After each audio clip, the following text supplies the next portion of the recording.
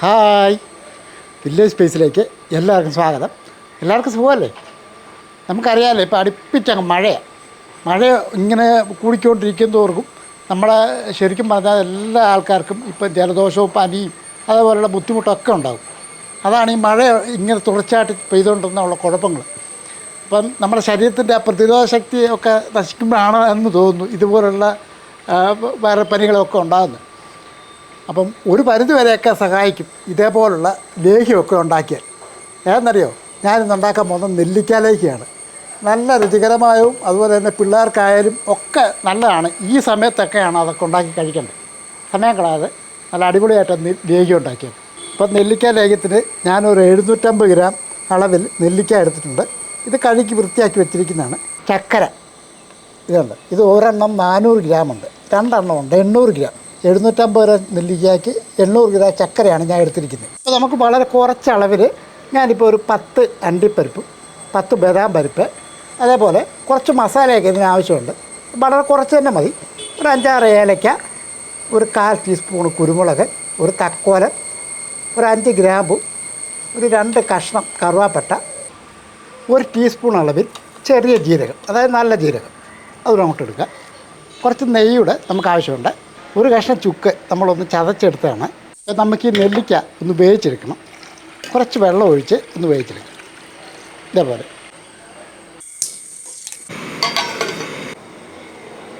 അപ്പോൾ ഈ ചക്കരയൊന്ന് പൊടിച്ചെടുത്തോണ്ട് വരട്ടെ. അപ്പോൾ ചക്കരയൊക്കെ ഒന്ന് പൊടിച്ച് വെച്ചിട്ടുണ്ട്.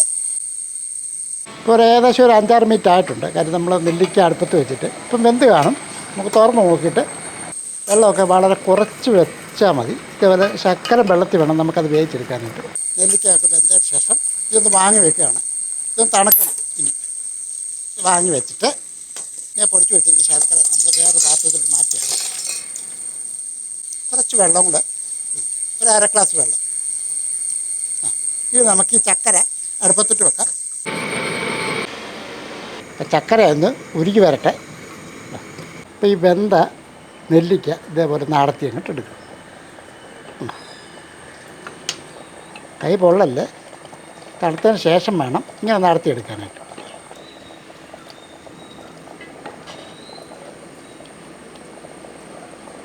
അപ്പോൾ ഇതേപോലെ തന്നെ ഇത് മൊത്തം അടത്തിയെടുക്കണം. ചക്കരയൊക്കെ ഒന്ന് ഉരുകിയിട്ടുണ്ട്, കട്ടയൊക്കെ നല്ലപോലെ ഒന്ന് ഉരുകിയിട്ടുണ്ട്.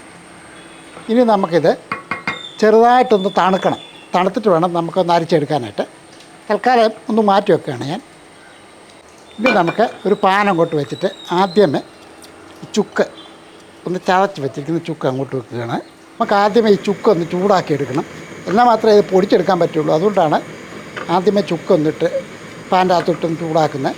അപ്പോൾ നന്നായിട്ട് ചൂടായതിന് ശേഷം ഈ ചുക്ക് ഞാനൊരു പാത്രത്തിലോട്ട് മാറ്റുകയാണ്. അടുത്തായിട്ട് നമുക്ക് 2 കറുവാപ്പട്ട, നേരത്തെ പറഞ്ഞ് ആ മസാലയൊക്കെ അങ്ങോട്ട് ഇട്ട് കൊടുക്കുക. കൂട്ടത്തിൽ ചെറിയ ജീരകവും 1 ടീസ്പൂൺ. അപ്പോൾ ഈ മസാലയും കൂടെ ചൂടാക്കിയെടുക്കണം. ചിലയിടത്ത് ഈ പെരുംജീരകം കൂടെ ചിലർ ചേർക്കുന്നുണ്ട്, പക്ഷേ ഞാനത് പെരുംജീരകം ചേർക്കുന്നില്ല. പിന്നെ കരിഞ്ഞു പോകാതെ വേണം നമുക്കിത് ചൂടാക്കിയെടുക്കാനായിട്ട്. നന്നായിട്ടൊന്ന് ചൂടായതിന് ശേഷം തൽക്കാലം ഞാൻ ഈ അടുപ്പ് അങ്ങ് നിർത്തുകയാണ്.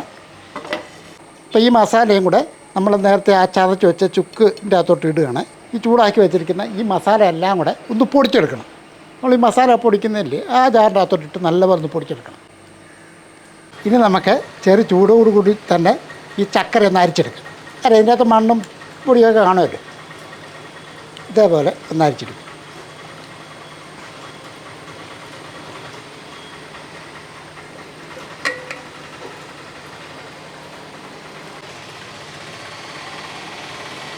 നെല്ലിക്കയെല്ലാം കുരുവെല്ലാം കളഞ്ഞ് തേണ്ടി ഇതേപോലെ റെഡിയാക്കി വെച്ചിട്ടുണ്ട്. ഇനി നമുക്കിത് നല്ലപോലെ ഒന്ന് അരച്ചെടുക്കണം. നെല്ലിക്കയുടെ വെള്ളവും നമുക്ക് ആവശ്യമുണ്ട്. ഇതൊന്നും കളയണ്ട. ഇതേപോലെ ഒരു ജാർ എടുത്തിട്ട് ഈ നെല്ലിക്ക അങ്ങോട്ട് ഇട്ട് കൊടുക്കുക.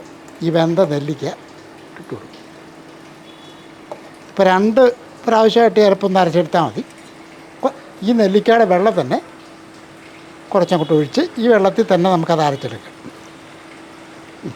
ആ ബദാമും അണ്ടിപ്പരിപ്പും ഒന്ന് കഴുകി അല്ലെങ്കിൽ വെള്ളത്തിൽ ഇട്ട് കുത്തുന്ന ശേഷം അതുകൂടെ ഇതിൻ്റെ കൂട്ടത്തിൽ മുടിയിട്ട് കൊടുക്കുക. ബദാം അണ്ടിപ്പരിപ്പൊക്കെ കുറച്ചുകൂടി ചേർക്കണമെങ്കിൽ ഇട്ട് കൊടുക്കാവുന്നതാണ് കേട്ടോ. ഇത് നല്ലപോലെ നരച്ചെടുത്തോണ്ട് വരണം. അപ്പോൾ 2 പ്രാവശ്യമായിട്ട് വേണം ഇത് അരച്ചെടുക്കാൻ. ഒന്നിച്ച് കൊള്ളാത്തതുകൊണ്ട് 2ആയിട്ട് അരച്ചുകൊണ്ട് മസാലപ്പൊടിയൊക്കെ ആയിട്ട് റെഡിയാക്കി കുടിപ്പ് വരും. അപ്പോൾ നമ്മൾ നന്നായിട്ട് അരച്ചിട്ടുണ്ട്, മസാലയും പൊടിച്ചിട്ടുണ്ട്, നമ്മുടെ നെല്ലിക്ക വേവിച്ചത് റെഡിയാക്കിയിട്ടുണ്ട്. ഇനി നമുക്ക് ലേഖ്യം റെഡിയാക്കാം. ഓട്ടുരുളിയോ അതല്ലെങ്കിൽ ഇൻഡാലിയത്തിൻ്റെ ഉരുളിയോ, അതായത് ചുവട് കട്ടിയുള്ള ഒരു ഉരുളി അടുപ്പത്തോട്ട് വെക്കുക. ഈ ഉരുളി ഒന്ന് ചൂടായ ശേഷം നമുക്ക് 1 ടേബിൾ സ്പൂൺ നെയ്യ് അങ്ങോട്ട് ഒഴിച്ചു കൊടുക്കുക.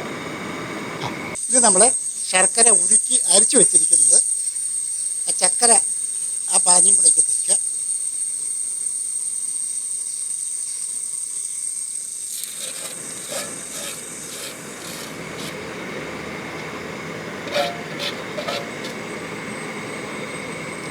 ഒന്ന് ഇളക്കി കൊടുത്ത്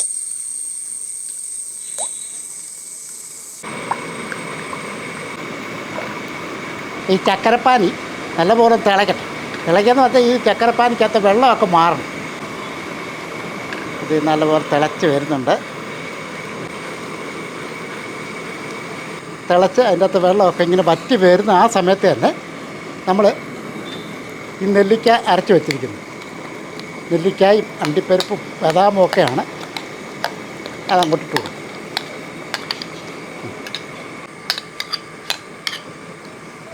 ഇനി ഇതൊന്ന് ഇളക്കി ചക്കരപ്പാനിക്കകത്ത് ഇതൊന്ന് മിക്സ് ചെയ്തെടുക്കണം. കാര്യം ഇത് ഈ ഉരുളിക്കകത്തുനിന്ന് വിട്ട് വരുന്ന ഒരു പരുവമുണ്ട്. ആ പരുവം വരെ നമുക്ക് ഇളക്കി കൊടുത്ത് ഇപ്പോൾ ഈ ഇത് അരച്ചതിൻ്റകത്തൊക്കെ വെള്ളമായ ഉണ്ടല്ലോ, ആ വെള്ളമായ മൊത്തം മാറണം.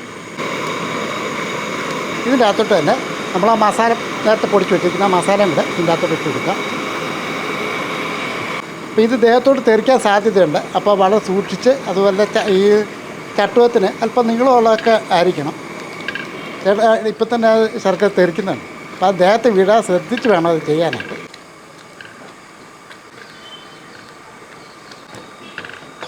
നമ്മുടെ വീട്ടിൽ തന്നെ നമുക്കിതൊക്കെ റെഡിയാക്കി എടുക്കാവുന്നേ ഉള്ളൂ. ഒരല്പസമയം മെനക്കെട്ടാൽ മതി, നല്ല അടിപൊളിയായിട്ട് റെഡിയാക്കി എടുക്കും. അപ്പോൾ ഇതിങ്ങനെ കൈവിടാതെ ഇളക്കി കൊടുത്ത് നല്ലപോലെ, അതായത് നേരത്തെ പറഞ്ഞ പോലെ ഈ പാൻ്റെ അകത്തുനിന്ന് ഇങ്ങനെ വിട്ട് വരണം.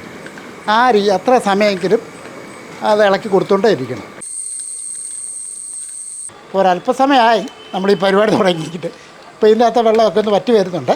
ഇതേപോലെ ഇങ്ങനെ ഇളക്കി കൊടുത്തുകൊണ്ടേ ഇരിക്കണം. കാര്യം നമ്മുടെ ദേഹത്ത് വീഴല്ലേ, ഇങ്ങനെ ഇളക്കി കൊടുത്തുകൊണ്ടിരുന്നാൽ ആ തെറിക്കാതെ അത് റെഡിയാക്കി എടുക്കുകയും ചെയ്യാം. നമുക്ക് ഒരല്പം നെയ്യുടെ അങ്ങോട്ട് ഒഴിച്ചു കൊടുക്കാം. ഇപ്പോൾ 1 ടീസ്പൂൺ നെയ്യുടെ ഏകദേശം ഉള്ളൂ. അല്പം നെയ്യോടെ ഒഴിച്ചതിന് ശേഷം നമുക്ക് ഒന്നുകൂടി ഇങ്ങനെ ഇളക്കി, കാര്യം ഇത് ഞാൻ പറഞ്ഞില്ലേ, ഇതേപോലെ നടന്ന് ഇങ്ങനെ ഇതുപോലെ ഒട്ടാത്ത രീതിയിൽ വേണം നമുക്കത് റെഡി എടുക്കാൻ. ഏതായാലും ഇത് ഇപ്പം പാത്രത്തിൽ നിന്ന് ഉരുളിക്കകത്തുനിന്ന് വിട്ട് വരുന്നുണ്ട്. ഈ ഒരു രീതിയാകുമ്പോഴത്തേക്കും നമുക്കങ്ങ് നിർത്താം. ഇതുണ്ട്, ഈ ഉരുളിക്കകത്തുനിന്ന് വിട്ട് വരണം. ഇപ്പം നെയ്യ് ഒരല്പം കൂടെ വേണമെന്നുണ്ടെങ്കിൽ, പോരാഴിക്ക് തോന്നുവാണെങ്കിൽ അല്പം കൂടെ ചേർത്ത് കൊടുക്കാവുന്നതാണ്. ഈ ഒരു രീതി ആകുമ്പോഴത്തേക്ക് അങ്ങ് നിർത്തിയേക്കാന്നുള്ളത്. ഇനി നമുക്കിത് തണുക്കാൻ വെക്കാം. നല്ലപോലെ തണുത്തതിന് ശേഷം വേണം നമുക്കിത് ബോട്ടിലകത്തോട്ടാക്കണം.